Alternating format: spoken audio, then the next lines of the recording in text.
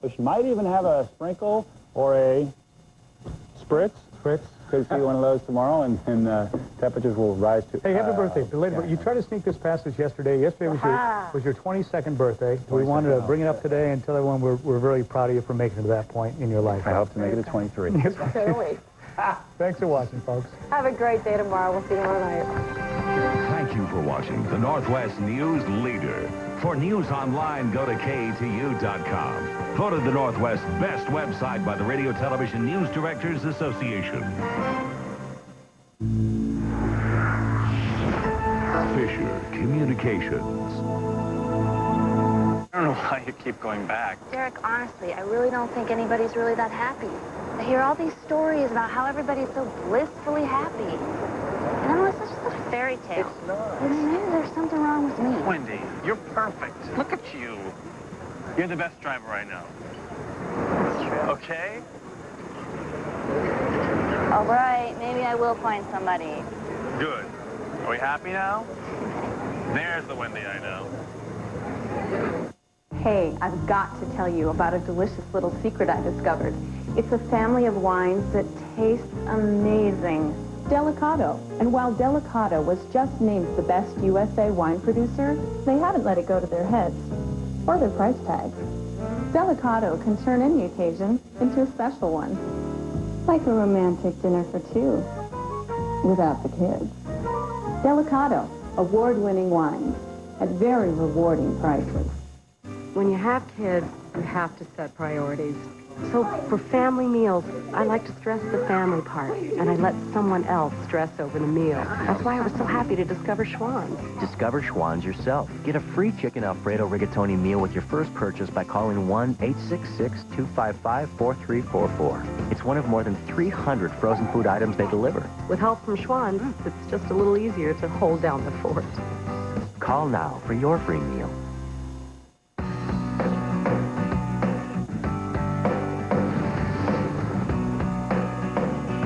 Even though Jeep Liberty received the government's highest crash test rating for side and driver front impact, it's still nice to keep a little extra space between you and the next vehicle.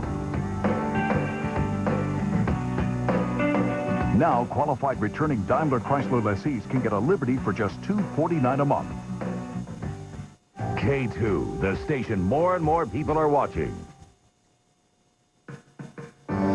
June 26th, 2002.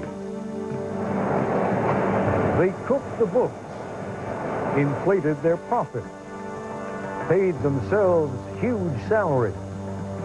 It's very difficult after this for investors to trust their monies to the market. They're going to leave, and that's going to do tremendous damage to our economy. Corporate America is under the gun. Another large company put into bankruptcy. We could see a lot of people lose their jobs, and investors lose billions of dollars. First Enron, then Arthur Andersen, Tyco, and now what may be the biggest scandal of all. I can't remember something similar like this happening before, where you've had the company and its auditors obviously in cahoots, systematically pulling the wool over shareholders' eyes. Tonight, WorldCom. It's a matter of trust. From ABC News, this is Nightline. Reporting from New York, Ted Koppel. It's both difficult and painful to recall that only a couple of years ago, the burning question was how best to spend all that tax money that cities and states and the federal government were taking in. Should government reinvest the money in social projects or refund a big chunk of it to the taxpayer? American business was going from one huge success to another. And the best news of all seemed to be that all those investors on Main Street were benefiting from the soaring success of Wall Street. That was then, this is now. Between those 2 points in time, American business plowed its way through a recession. And the good news seemed to be that the recession was over. Consumer confidence was reviving. Businesses were starting to make capital investments again. And then came the Enron scandal and revelations of big-time irregularities in the bookkeeping methods of some of our other esteemed companies. Nothing, though, that rose quite to the level of the charges leveled today by the Securities and Exchange Commission against WorldCom, Inc. This one could turn out to be the biggest case of crooked accounting in the history of American business. And if Wall Street depends, as it does, on consumer confidence, this case, tacked on top of all the others, could have terrible repercussions. We begin with this report on today's events from Nightline correspondent John Donvan. As accounting sins go, the one that WorldCom committed in its books was, well, here's how some NASDAQ watchers put it today. Doesn't make me feel very confident about keeping my money in the market. One gets the sense they're not the only ones out there, and I think that's what we're learning very quickly. Every day in the news, you hear another fraudulent piece of information. And some Washington types. Were the laws broken, or is the system broken? And I would say right now, we think that there is probably some of both. This is a crisis of trust and confidence. And a financial writer. Start cooking the books to this degree is, I mean, I guess gutsy is one word, insane might be another. And the man in the White House. Today, the revelations that WorldCom has misaccounted $3.4 billion is outrageous. This is the same WorldCom that only a few years back was called the communications company of the future, a telecom role model, clearly a force to be reckoned with. So what happened? Well, first, the business environment changed. WorldCom faced more competition while many of its bigger corporate clients, some of them dot-com companies, went bust, and WorldCom began to lose money. Only the allegation is they hid that fact. By law, WorldCom is required to publish a thick package of words and numbers signed by Scott Sullivan, the company's chief financial officer, until he was fired yesterday. It's supposed to tell investors the truth about the business and how it's doing. And that's where WorldCom supposedly cheated by listing operating expenses as capital expenditures. Here's what that means. Say you make your living driving racing cars. When you buy your car, you put out the money for the car, but you still have the car. It's now one of your assets. That is a capital expense. When you buy gas for the car, however, that's money you spend, and then the money is gone, and when you use the gas is gone. That is an operating expense. WorldCom is accused, in effect, of counting that spent gas money, almost $4 billion worth, as if the used-up gas was something they still owned and that still had value to them. They were listing operating expenses as capital expenditures. Now, WorldCom would not be the first company to have done that. Under certain circumstances, accounting rules allow that practice to some degree. Scott Woolley, who has covered the telecom industry for the last 5 years, foresaw some of what happened, but cautions we still have someone to hear from. Scott Sullivan, the CFO who was fired, hasn't had a chance to respond, and certainly we should listen to that response. Yet even Woolley feels that $3.4 billion is not money you misallocate by mistake. WorldCom has been a company that's lived on acquisitions for its entire life, and those acquisitions have always sort of hid the health of the underlying business. And starting over the last couple of years when these acquisitions dried up, you could talk to their customers, some of their former employees, and you would hear constant stories about their very aggressive accounting. Every evening and all weekend long. While WorldCom was riding high, investors loved a bottom line that turned out to be too good to be true. And it sure looked like they loved the company's leader, Bernie Ebbers. They loved him on Wall Street because he made money. They loved him in Jackson, Mississippi because that's where he started WorldCom.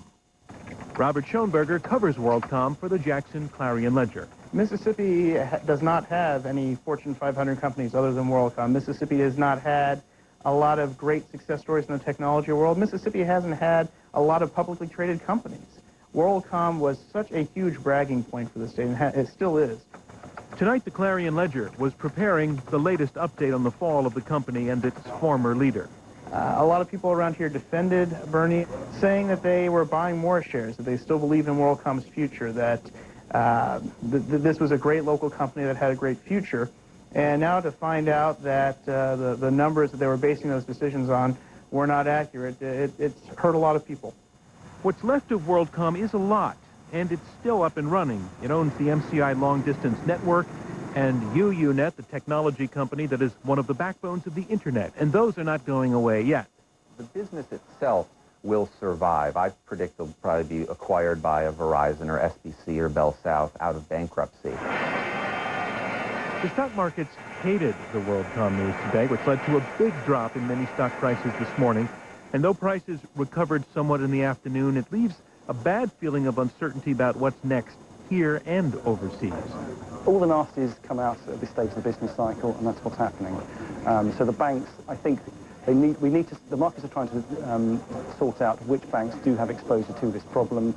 Is it a big problem or not? If it's a question of just 50 or 100 million, in the grand scheme of things, that's quite small for a decent-sized, well-capitalized bank. If it's bigger than that, then one particular bank, for example, could have a problem. A lot of people have now announced plans to investigate what happened at WorldCom. The Security and Exchange Commission has filed charges. The Justice Department says it has the situation under review. Members of Congress have announced probes, and so on and so on. That is a lot of looking into to get done, while a lot of WorldCom employees, 17,000 for starters, will lose their jobs. I'm John Donvan for Nightline in Washington. WorldCom is just the latest in a long list of corporate abuses. Is what's good for business still good for America? That part of the story when we come back. This is ABC News Nightline, brought to you by MasterCard.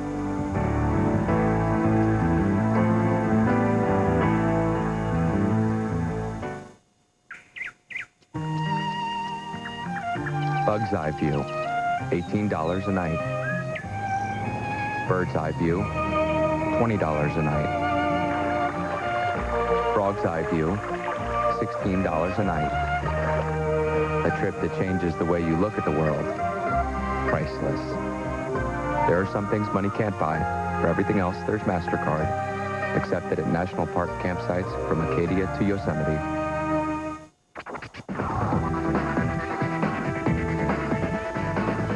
People are buying thousands of new Oldsmobiles every month, which explains why we're building thousands every month. And right now, you can get $1,000, $2,000, or $3,000 in consumer cash on new 2002 Oldsmobiles, plus the confidence of the General Motors Protection Plan. Are you in the market? Get in an Oldsmobile, backed by GM.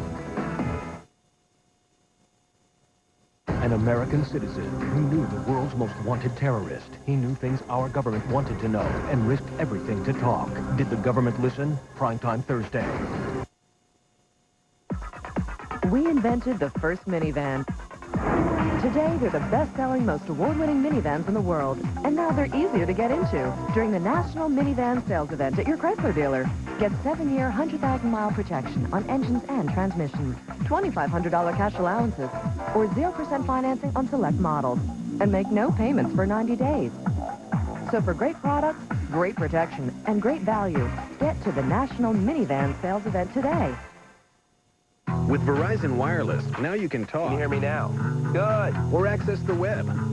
Good. Across the country. Because now get unlimited, that's right, unlimited night and weekend minutes to use nationwide. All on the America's Choice Network. Now with mobile web for only $40 monthly access. That's the best wireless value. Good. From the best national wireless network. Plus, pick up a sleek web-ready LG phone. Hurry, the minutes may be unlimited. Good. But the offer's not.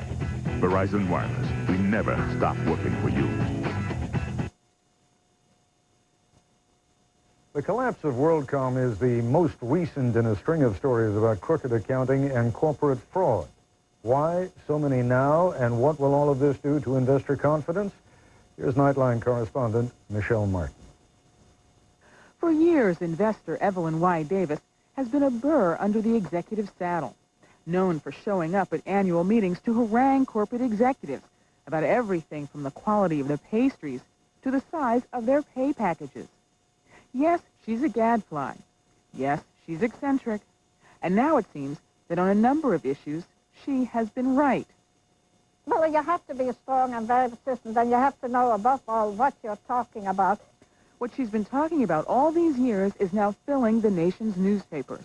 Phony earnings reports, bogus analysis, insider trading, tax evasion, complacent directors at formerly well-respected companies and firms like Kmart, Tyco, Merrill Lynch, and of course, Enron and Arthur Andersen. One measure of the zeitgeist, political cartoonist Gary Trudeau's Doonesbury. Doonesbury to daughter Alex. How come you never read the paper? It's important. I do read it, Dad. I read the crime page every morning before you get up. Crime page? You know, where they list all the busts and trials and scandals. Here it is. Honey, this is the business section. Oh, that must be why no one ever goes to jail. Why do you think these scandals are coming to light now? We really created an environment in the 90s of too much temptation for corporate executives, for accountants, for lawyers, and so forth.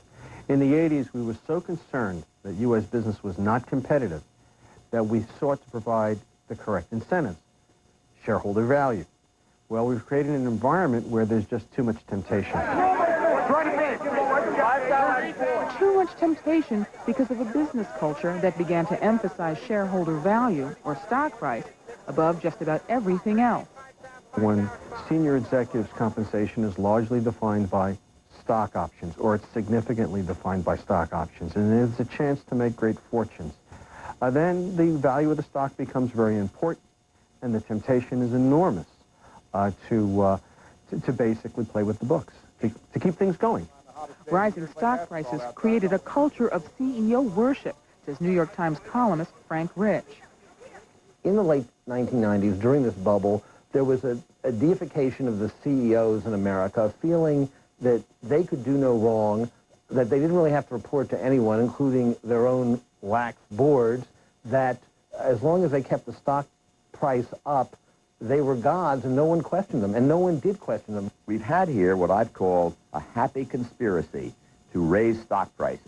And it's chief executives, it's directors, it's accountants, it's attorneys, it's the sell-side analysts of Wall Street and the buy-side analysts of the mutual fund industry. And it's the stockholders themselves.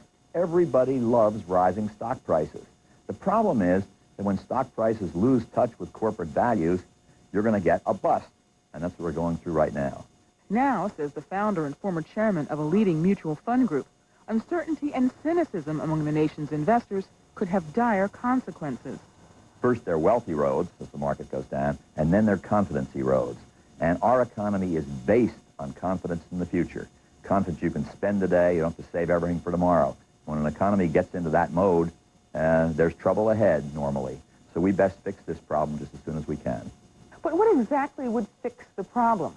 Watchdogs generally agree on eliminating some obvious conflicts of interest, like allowing accounting firms to offer consulting services, or allowing analysts to tout stocks in which their firms have an interest. Most seem to agree information about corporate performance should be easier to get and to understand. Something needs to be done about executive compensation that has no relationship to performance. And some think American business leaders need a refresher course in ethics. At the University of Maryland's Robert H. Smith School of Business, students go to jail, literally. We have a special program where we take the students out to a federal facility in Cumberland, Maryland, where they meet white-collar criminals who are now in jail, lawyers, accountants, MBAs, corporate executives who've made bad choices, and they tell them their stories. They tell them about blind ambition. They tell them about the first little sin and how it can become a bigger sin, and they get on the slippery slope. And so that when the students themselves are confronted with these kinds of choices, perhaps it might give them some pause. 9 for 10,000, 20,000, 10 of me. Investors need to do their part, too. The top 75 institutional investors, who hold nearly half the country's stocks, says John Bogle, need to be more concerned about the long-term health of companies. In the mutual fund industry, portfolio turnover is 110% a year, which means the average stock sits in the average portfolio for an average of 11 months. You may not even be holding the stock when the annual meeting comes around and the proxies go out. So what's the point of worrying about corporate governance? And individual investors need to learn to speak up, says shareholder activist Davis. If it wasn't for me, the meetings would be over very soon. They would be just railroaded through. Isn't there something wrong with that in and of itself? I mean, millions of people own shares in a lot of these corporations, and yet very few people show up at the meetings. They don't have the courage to ask, or above all, they don't have the knowledge to ask. Just like business has to go back to the basics, regular investors do too. They need to diversify their investments. It became stylish to put all your money in stocks. It became stylish to put all your money in high-tech stocks. To some extent, we all became a little guilty of that. We need to go back to diversifying our portfolios. Diversifying into what is the question? The bad news for the economy is that Americans' faith in corporations was never that high to begin with. A new Gallup poll says only 20% of Americans express confidence in so-called big business, only slightly lower than when the question was asked last summer, before all the scandals started.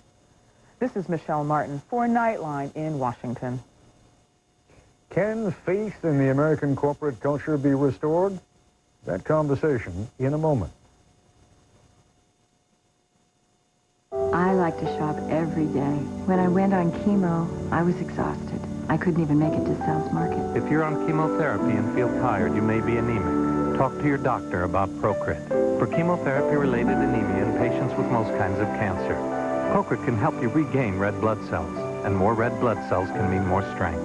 Welcome back, Mrs. Dentini. Procrit is proven and safe. In studies, only diarrhea and edema occurred more often with Procrit than placebo. Buying fresh takes a little more energy, but I love it.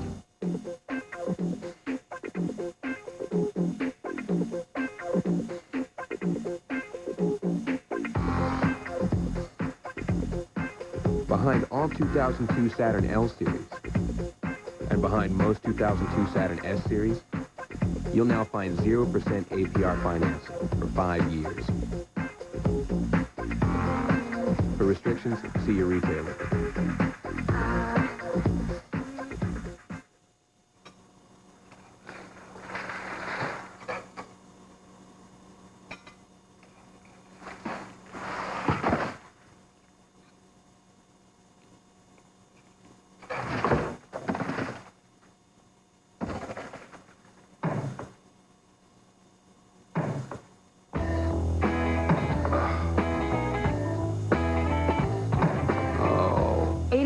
Less paperwork, only from Bank of America. Tomorrow, your job is cut, your retirement in jeopardy, companies playing fast and loose. How to tell when a company is lying about its bottom line on World News Tonight.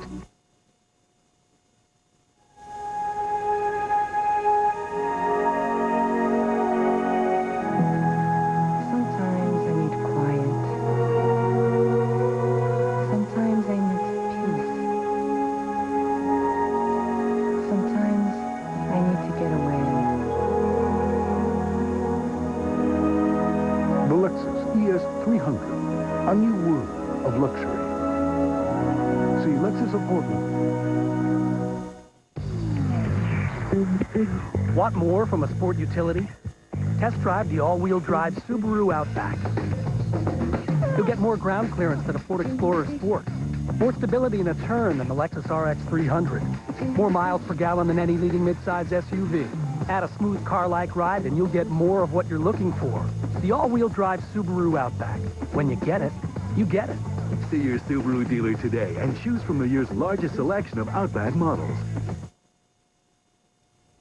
Our guest tonight is Paul Volcker. He was the chairman of the Federal Reserve from 1979 to 1987.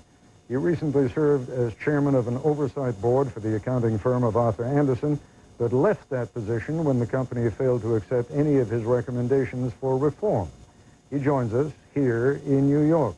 Mr. Volcker, with Wall Street, perception is about as important as reality, but in this case, it seems to me that both perception and reality look like bad news. What do you make of it? Well, perception certainly is reality on Wall Street. That's what drives stock prices and security prices generally.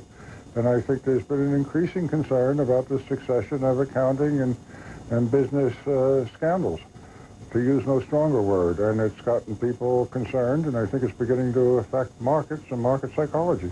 And if, in fact, these big companies, the ones that we've seen like Enron and now WorldCom, have been engaged in these kinds of practices, how do we convince, if indeed it is possible to convince the stock buyer on Wall Street, that this is not happening in other places?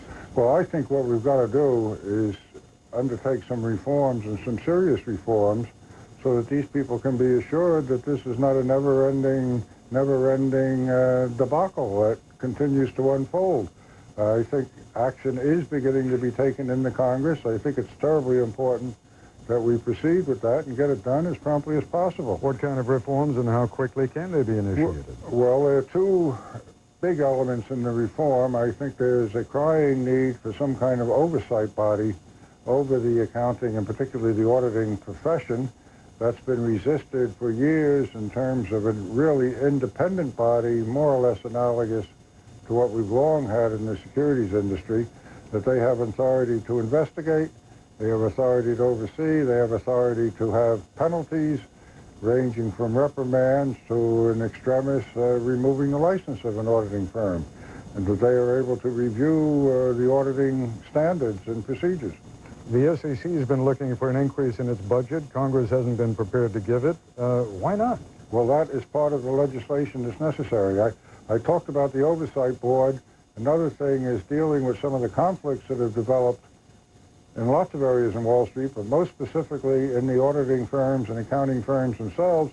And another part of the legislation which passed the Senate Banking Committee, which I think is the best and only real platform we have for reform now, would provide substantial additional funds to the SEC so that they can pay more competitive salaries and, maybe even more important, hire some more experts to get in there and do better checking. Come back for a moment, Mr. Volker, to the point that I raised at the outset of this program. How do you convince the average American investor that it isn't just a chump's game these days to put your money into Wall Street? Well, you know, markets go up and down. We had this tremendous boom. We've had some reaction to that. Now I think they are getting worried that there's something going on there that they don't understand, that hasn't been disclosed. I think we have to deal with that just as forcibly as we can. I think it's easy, in the end, it's going to be easy to exaggerate.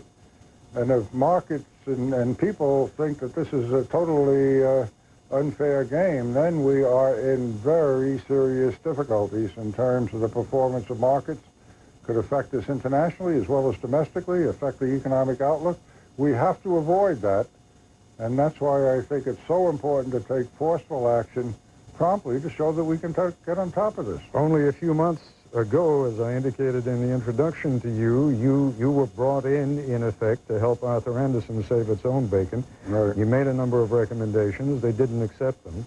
Well, I don't think that's quite right. Okay. The firm got indicted, and I think the firm was of mixed minds, but once the firm got indicted, there was a great preoccupation with the legal question, and clients began leaving, and it reached a point where the kind of conditions that we set out, they could not meet. And so we lost that opportunity. I think it was a real opportunity to get a reformed auditing firm that could return, in fact, to its own roots. Arthur Andersen had a wonderful reputation 10, 20 years ago.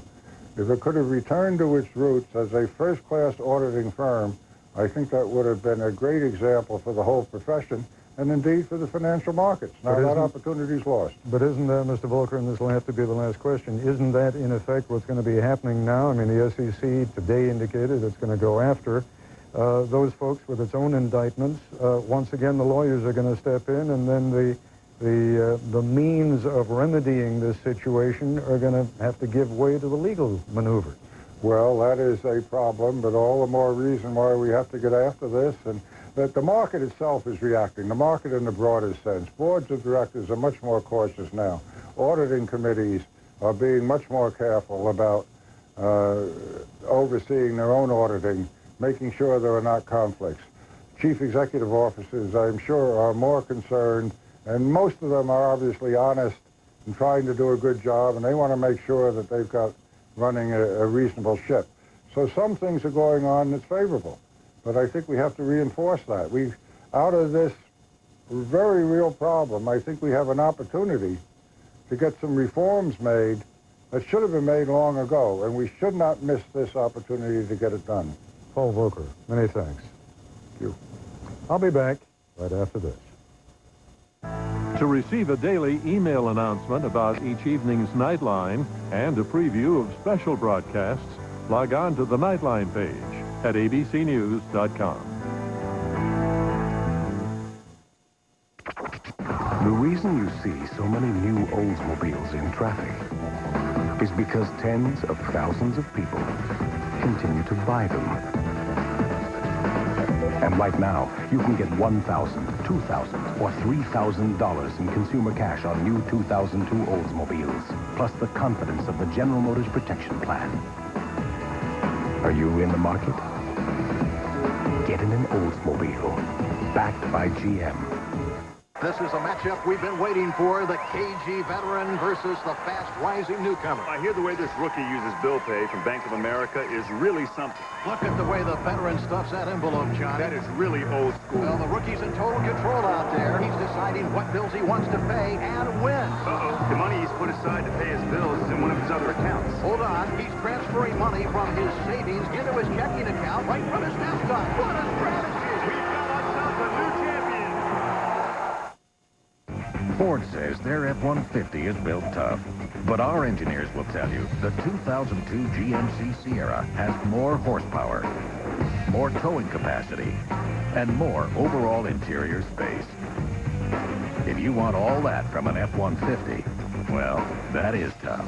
Now get $2,000 cash back or 1.9% APR on a new 2002 Sierra. See dealer for restrictions.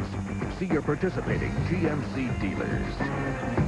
Northwest Rugs, home of the largest rug collection west of the Mississippi, with over 10,000 rugs in stock, has lowered its prices so low it's out of control. Hundreds of rugs.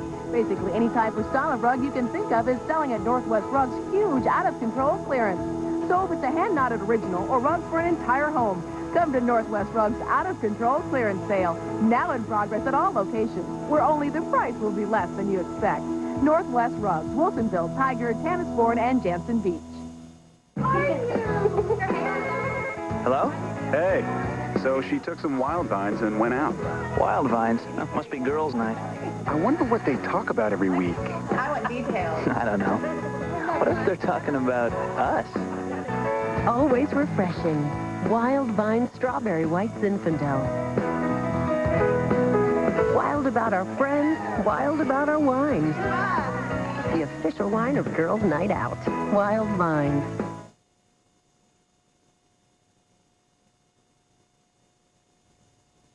And that's our report for tonight. I'm Ted Koppel in New York. For all of us here at ABC News, good night.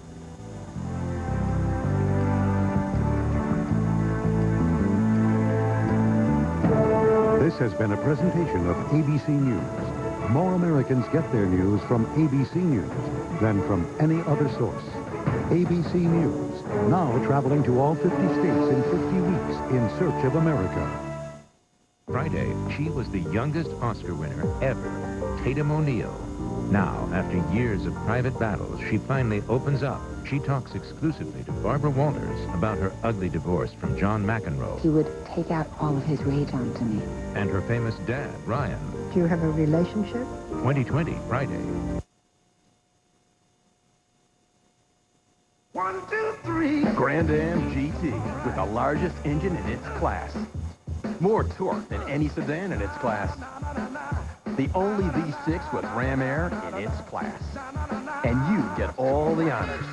With $2,500 total cash back or 1.9% APR financing on the Grand Am GT. One drive will show you why most new car buyers who shop a Pontiac buy one. See your Oregon and Washington Pontiac dealer today. When you can hear your wedding song 8 different ways. When you can see sunny skies ahead. When you can pick tulips over roses and chicken instead of beef. When you can get a reminder of why you're marrying him. When you can do all this with a calling plan starting at $19.99 a month. That's M-Life from AT&T Wireless. There's never been a better time to stop by an AT&T Wireless store, authorized dealer, or call 1-800-IMAGINE. In Oregon, it's not if an earthquake will occur, but when. Will you be prepared the next time the earth shakes?